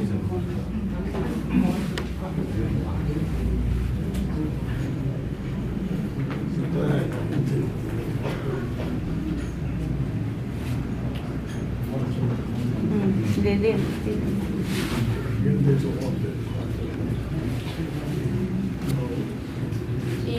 abana kapaniaw tula beho hin I atupa abe pu chu ngoti langa de chun ki hon I thawing gatin na ong jeng ho pim gatin I pulun jago ke uzak se ho ki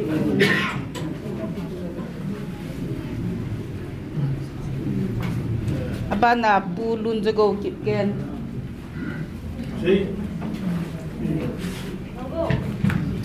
I kulam lu nong hi kapate dinga be pu hi ni bang kana pi ka ji utun ka ka do ipi wam kulam pi ni ma sorry kai milkin ne ulam lu sing son kan hai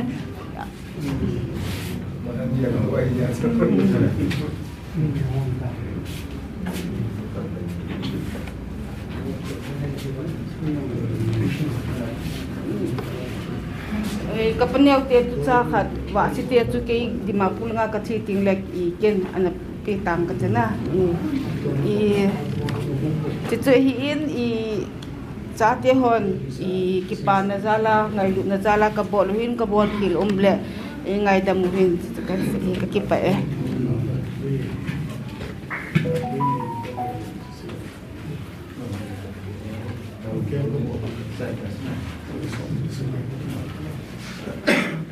Kadang tak pengen kipa amin tunihin insunga kabepu ida tha ni kho hat sot pi hat chetan hizong le insunga hin ngai nai tuni chana hin ama ngai nai atu sim ha ke sei jing ti nai mi wang pha jong kai ge lang khana ji hin pathin thang wa men lang tuni hin insunga hi insung le insung kilamun na ti de jing hin aji chu tuni hin ka vet na hai le pute ho hin ke dingal ta salama hi se le ka pu he ki ni aya hin sunga yong be ka hi ki ni hiti chu aphat mo ai yong le khang ho hi khang hi ka pa khang jong a chi tan kanu kapa khang yong hong chetan tuni hin kapi kapu kabe pu te ni khang yong hong chi kitan ai le tu hi khang tha ai ta na kho jong le hin be hi na ka ho lim la yong hi apat na yong hong hi mai the a chai na yong hong hi mai the e ta ai chu khang chi do la hi khang hi hong chi tin na lu ya pulin na tha do le ti yong min hi chu thili hong chi pha ro mai nai pi yong le hi chu topic ai pon tu ni ka ki pai in sung mi te ho hin na ki ngai lu nau pu te ho hong ki ngai lu na hi ka be a hi wa nga hi agari kana to la phat so pi kana ki bo phone hi in sung ngai lu noi tu ni na sei ba mo ken nong ka mi ta kana mu ne tu ni ai sim thu chu sim ki sei ai pu chu sim ta ki sei phai la nga yong chu ichi a he le ka chun mang ai lo la ka phau lal ko du pa lo si thei lo jan khang jan wai thu lo ki ta chun ki chi in sungai lu ta chu ne ama ho se ai pu hilai chung tu te dol khan me te on ki thai ai ei chol la nan pa cho ma dinga I ma cha ai ei chu ki le la ki le ei ki le dang cha yong thu pi ai pu tu le cha u le nau khan ku a hol dan le ngai du dan pa chu ka sei do num ja ka sei hita bang chu in sungai lu to thang mi le na sei chu thu ta ta sei in sunga ha ta ba ma hi vot kawa hu kawa gam tin chu ana le a thai jing goti ka chi hon nei le thil khat ga lung lu chep le goti ka chi hon nei pu pi ke sing sun chapa he lo thu he azakita got sunga chu sai pi khu hola he ka thai ni lum jing pun ka pu lo ju chun sai pi khu ka ho ni lum jing na nai mun khan hen lai chun ki jo eti phan ka chi ki nun ne ka chota in khan azana he an mane ote ta hotela he an mata kane wa ka chi ki nu le amun ka thun pha nu wa he cha hi ka o movin ka om chai chai yun heu phatum hat ka ga man no me na lo thu ka he ji chun kan de le manipura ko na chu kan za chu kan de le ga ti ala kha pa ki pa ta ka be pu kan pu yin kan ki pu yin kan sul del ne ati a hele thu ta yo nga he na a he cho he ai tan lai ko na ai wa nga cho mun ta chu tin mun chu hi chen gi a chu ka pan diu pa chu ya chu ma he ai le ama no hi cha chu khan khu ani dan chu ka ti u le na hoi lai ga ma jong le a pha ta to a chu pan le yin kha thasil hi la pan le yin kha pu pi ke sing son na se goti ka chen na ko na hi pha so pin mun tin gam tin a ka na posting le ai hin ta ba ko na ai ngai lu na in sung mi khan khu hin tho a hi ta hi ei pu chon pa chon hin tho ei bol ka he khai be se le na chunga ki pa be se jeng ati a bel in chi ba bol hi ta bang chu in sung ngai lu khan khu he mi ani hi ti ama aku nen tampi hi ken no kamu o mi ji en ama chung e khong ka ki pa ka se ji na nau te ho ko ma khan khu he thei ta le chu tin le u le nau ngai lu thei ta in sung ngai lu ta tu le cha hol mi kha be a ka hi jong ke yong ka ti thang a ti ke I ma cha ka hi po I ma he na yong ka nei po hi jong le hi ta bang kha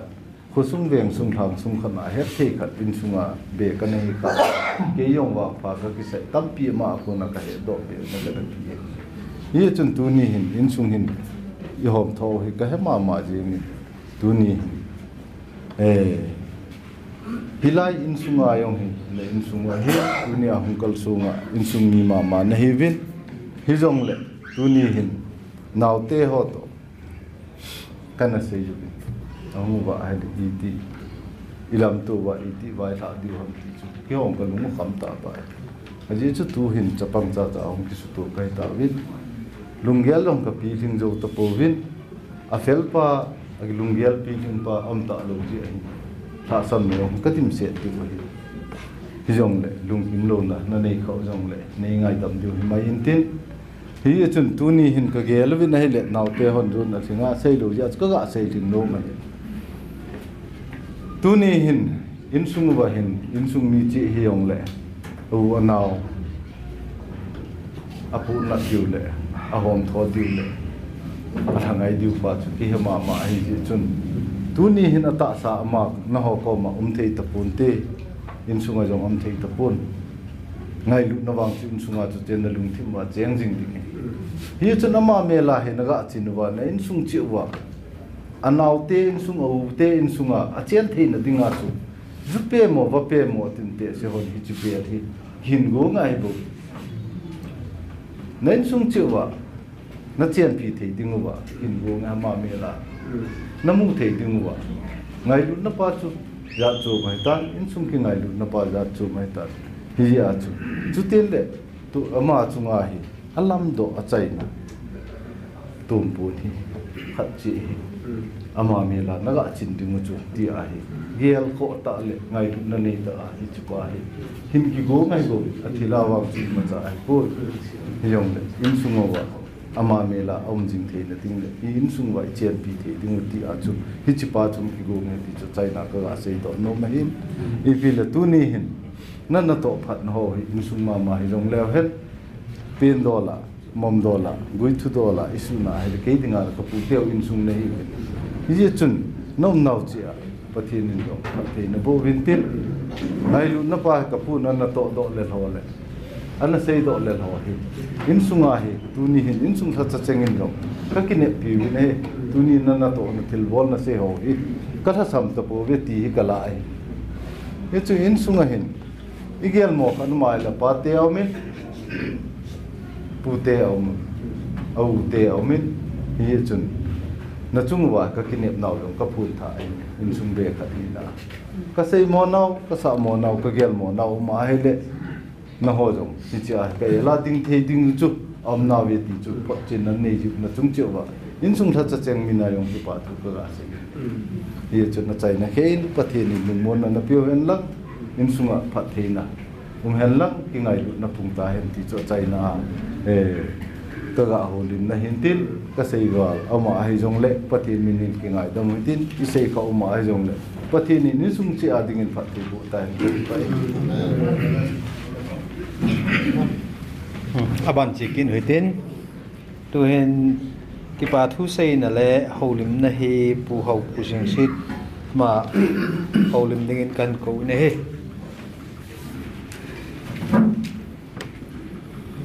nabon chawin ngai dun salam kan bolun achai na chalam chana pharo epi pa pathin thangbai numen tulai bui lai ta yeng jong le kaute ki hok ni ngai dun ja luwa kina hung tha ruin ho pasol ho tiken ho house ho nule pa pilepu so piule naute ho na bon chau chung ki pathu sangta kan phungun ha chung pa pathinin na bon chau pathin bo chi tau hen tuni kin thimpu ruin lal boy ki chom se nei pon ki ho pasol pa jong tuni hin ki pawin ki pan la ngai lu na bisanan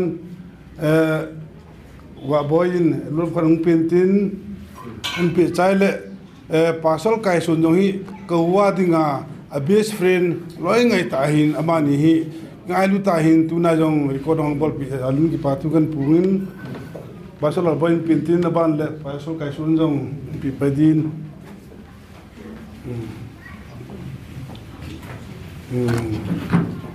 pasal kai sun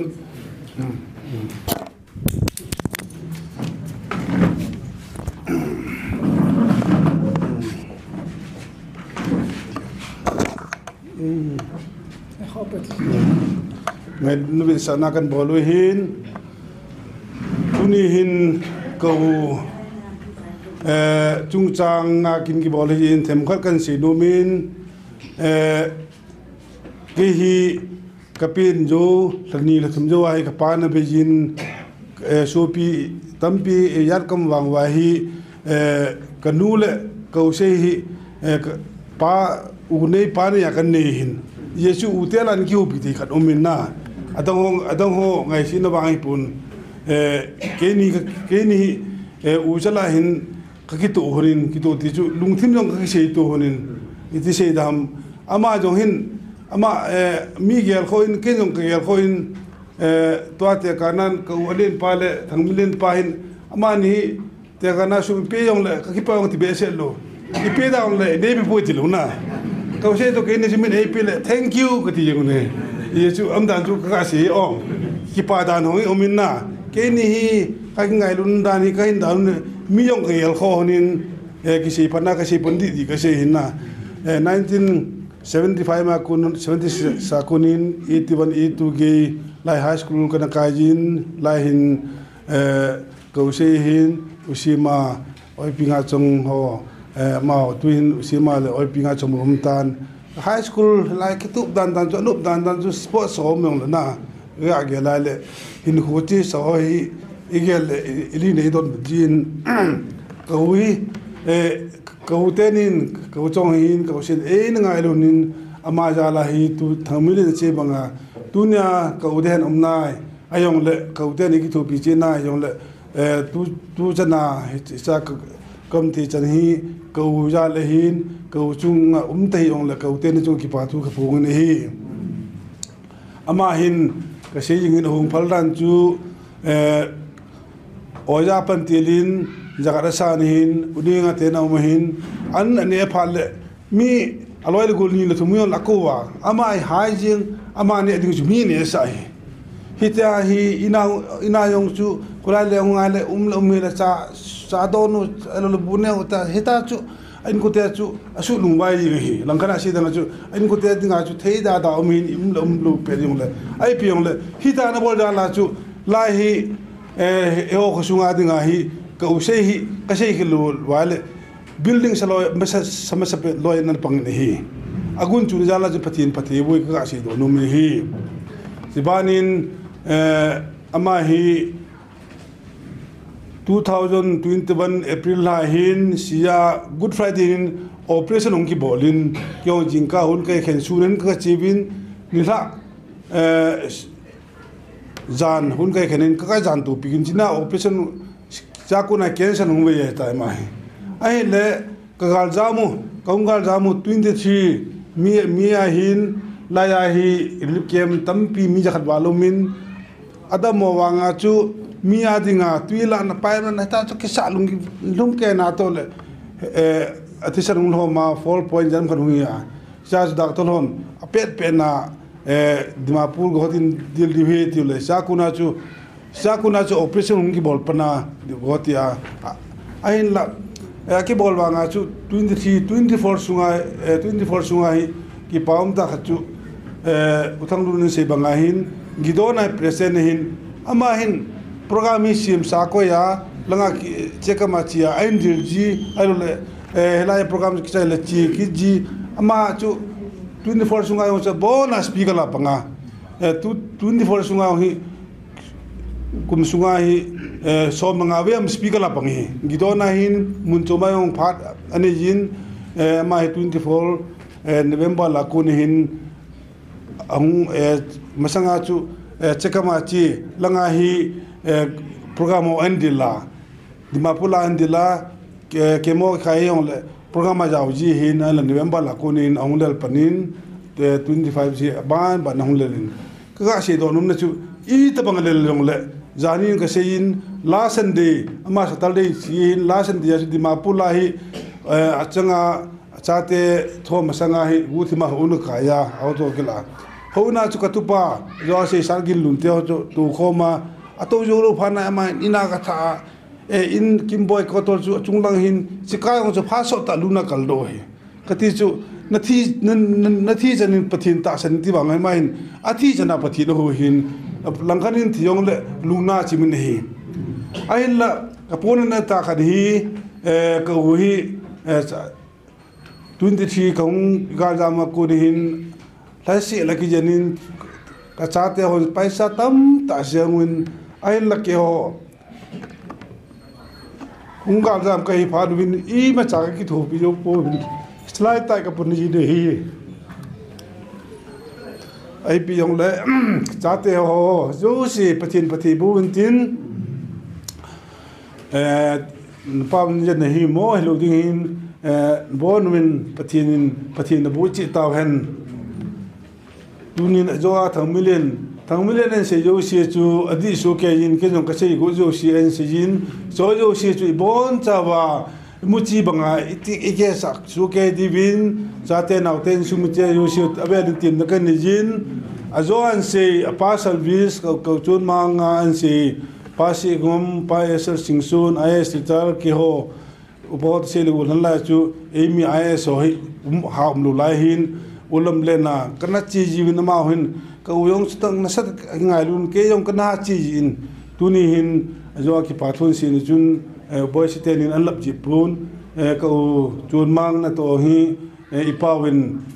pasi ngam amana na ki thu piala na to anmu hi jalin ama anum hi te yong le tuni amu te ni dator boy su le abana amu ani na leading alun loi nu leading hi tu masa chanu nun thim nu hin tunin amani hongin ko nangai lun na chu hin ko service na bol pe na chu hin ki pathu sangta kan phongin ha chu nu pa pathinin voice te chu hin leading te chu hin pathin bo jing taw hen ki pa na jal nu se tan khabi hung ding no voice le leading ki pa we patin bo jing taw hen ko chung sang thu hi seding tam taumin tunin kho hin ama hi adam mo jing wa nga chu thim lo kala phalau hi gạ chìm tung lại tàu bây giờ nia tu na chế là cái đồ ông dâu si Bible học muốn khana chế ông lệ bùa Bible học đầm môi ông lệ sempeh học mui ông lệ pi hospital ông nong Bible lệ pi hin nó tôi do tiếng gì buồn ông lệ man lung na chim ta tôi cái pa pi này Yesu chân kia tôi eo Chate Tute Mote Asopi Oivin Hijun Amahin Hon Kai Gunchu Tahin Hijun Ipao Sopi Pao Ingai Nalwai Honjong Amam Chan Yong Hi Yom Chi Divin Jong Pakai Minin Tin Nakani Chiu Ni Hi Tuni Hin Kakipale Ying Win Kau Hi Amin Kisi Kakial Jale Kakiman Chahodan Ingai ludan uchaki che yong le adang ho ngai mana ka si wai pun aman yong alunggel asin ken yong kalunggel ka sin tu masanga da mo lain yong asin tuni ni ko hin aman asai ka chu masanga hin ke yong khat bol pe di tin he olung se ten chu nei bol pe hin gal jam lai ka hin tu boi lai hin ka tin ka taw ne la ai le bol da taw te tin ai khat go kin kaloi nu to ka chira pun ka silpiun le amil hi longin nong do wai le chen ko so diom ka ti hin ke cheng ke dam so ding ke te poi ka tu se ni lu ding hi nei lu ka bol piun ding hi tin chima sanga chun ka hungal jam wa hin in ne lu khotan ka ute na hi thakhat la ke lang ama hon room to me pe win kum khat wale hin room ama room anum pe pi hi room to me pe win room le washroom ete se hin ain la e mai mo mo chu kim lu chu itiam ute na kim wang chun ki phalam na kin yin iti chun in mun jong kan thum kil le in mun ama in mun jong hi mo ata mun e pi win ye chu sum them har kila lo le khonung le khwa le thu ko ti tem man hom tan mo ata mun e pi win ai le in kan sagor kin na le in hi sumkini lo ye chun tina bola gang ta bol de kiti le sa na sun lo wa le nei lu na yong kapan lo ding na chapan yong inen sa do lo ding hi tin pum da da yeng ka taw taw jing nom na sai lo hi ti pha na ke nin jong sumla pai ka hol na ita chun ningkum March 22 kan panunin December 30 a chu pathin nungsin jalin ama si bang chu kan bol nei le aman illu chu yo ka sei ban chun nei lu ka bol pi ding hi tin sipana chun ni lo de ti pana chun ama yo mi lu nga se ki nu ka mi lu lonin chi chun illu ho yo si ka uten in bol pi win tuni hin ama te yong le ama hin achate mu te chunga ki pa thu sam ta kan pungun pathin pathi boing taw hen tuni hin aman anase chu kan sumkini lo ya ki dawang chun tu hin achai de langin ko se yo se hi ke dinga pachung ngen an se yin apen na chun ha sa ki sa wang chun ama hi amlu hin ani khon hin avelu sang che chen ko hi ko ngai lu na sang che chen hi tunin ko hin ngai lu si win hi angai lu hung hi su ke win ye chun na bon chau chunga aben ki pa thu kan pungin Chate nau te ho jong hi ngai lu su ke win ye chun ipa te yong le hon ise bang wa chu thamri se bang lung set ilung set ta chen khom diu ang lung ding phalen ni khota ipa win pathinol ba ma bon jawa pathinol wa ngai lu to chaim diu ti hi achai na kan se hin pha chom cha ko limna ka se ki se wal ho yo se pa pathin ngai dam ta hen ka ki pa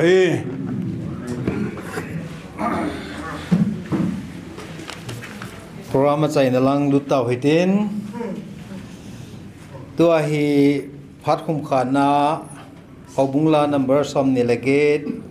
pakai phat the na nei lawen ti chu sa di hin tuni hi ko ama kin khakni na wa hi tuyen lang tam jong le an kum kan gung chi an ku hi ibon chawa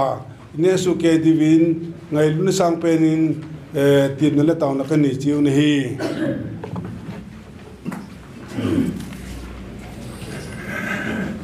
พัดคมขานะตาวนะไอในปีเดียวอันกงอาดิงอาจงอันกบไปดิ่งินปูลุนจะเขากิบแกนตุจ่าอามาให้ในกิกุดปีอุนตินปุงนี้อาคิปันนาปุงทุ่มเมนิตซอมดีเลกิตสันอิโตนาวะโฮลสุงาตุฮะเจ้าเสจุงะอเวลินกิปาทูกันเซกินินสมบัตินะโปรแกรมมินหุมกิตาลังฮะเจ้าเซโฮลิมนะไงตาตาอินเนจวะเชติงเละจอมจ้าจะอิโฮลิมเทเจอุนจงองโฮลิมฮะเจ้าเสจุงะปะไกมินินกิปาทูกันเซนเฮฮิจันชุตูนายกิมันจ้านาวหินตินพาร์คุมขานาดิงาฮูบุงลานัมเบอร์สอมนิเลเกตปะไกปะเทนจานานิบอนจันดิงหิตินสาวหิติ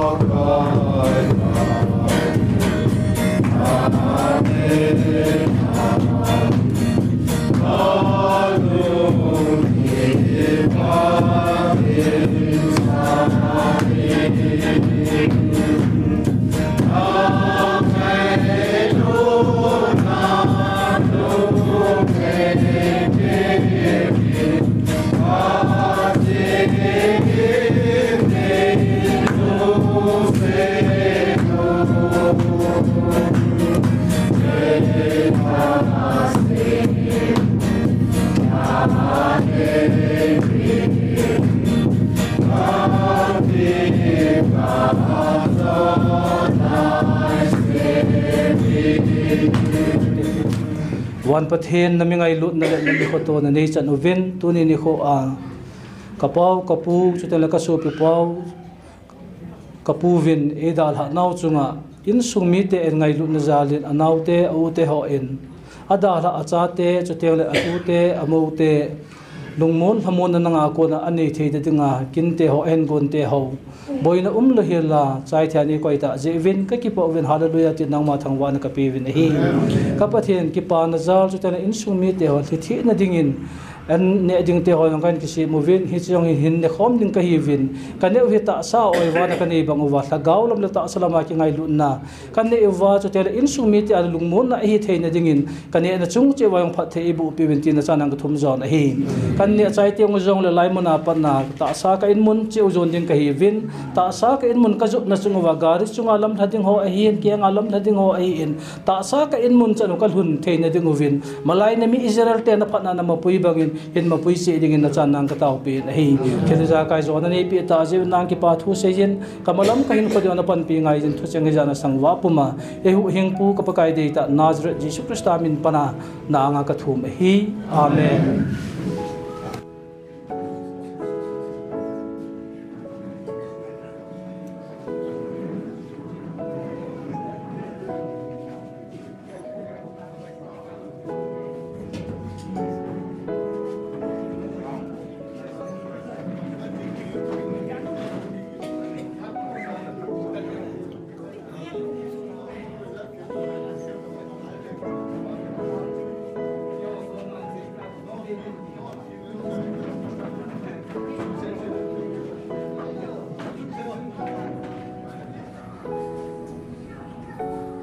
Amin.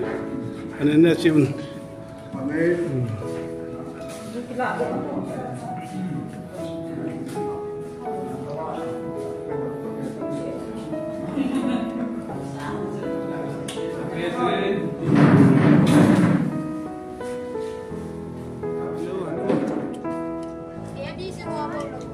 Hah?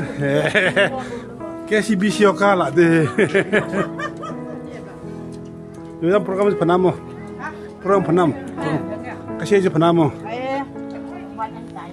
Kita nebu. Nebu.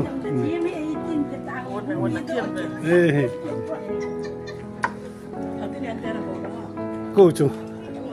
Nggak dan lah. Bener boy.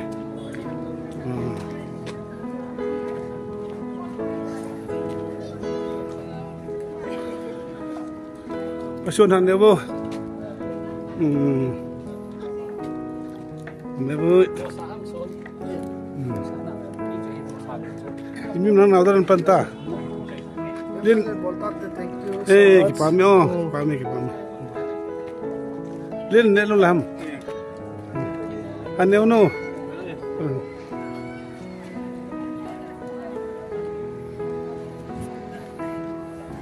Aneu no heo. Kan. Welcome handewo.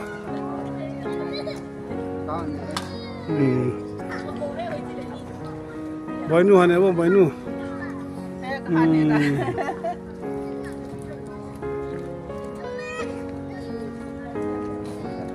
Tunam de kimbem asal tu handewo.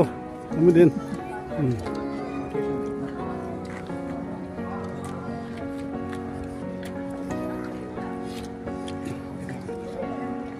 Mang handewo mang.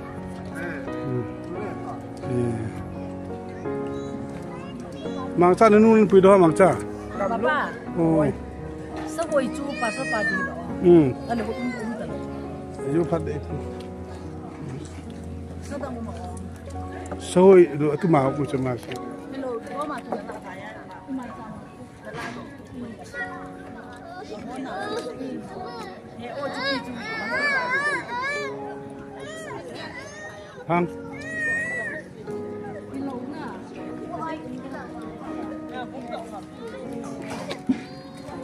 Kena no.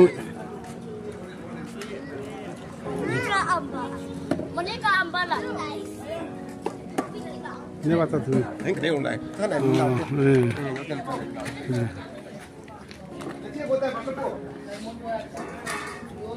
Anh em ơi, không luôn. Bao mì tu nên xây cái bao mì. Cứ bây giờ tu nào cho xây thì à nào, nó không được nó tu nào xây thì. Kena kita mungkin lepas dia. Xây là chúng họ luôn bị chụp. Cái video chúng cái video là sao? Bao mì, cứ để họ.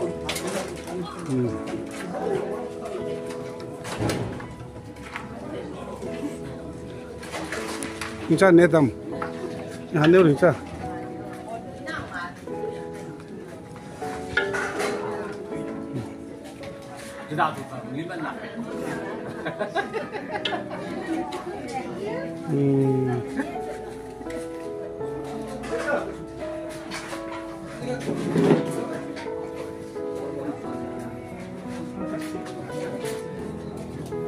Nevo.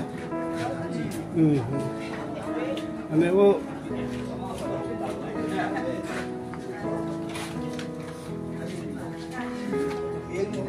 Nevo. Asungai ul lihat itu dah.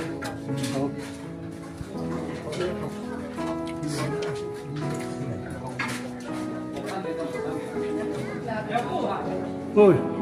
anevo.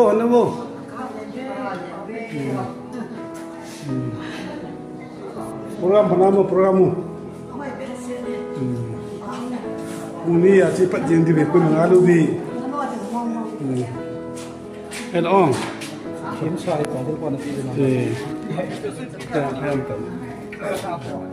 Dù này chứ không?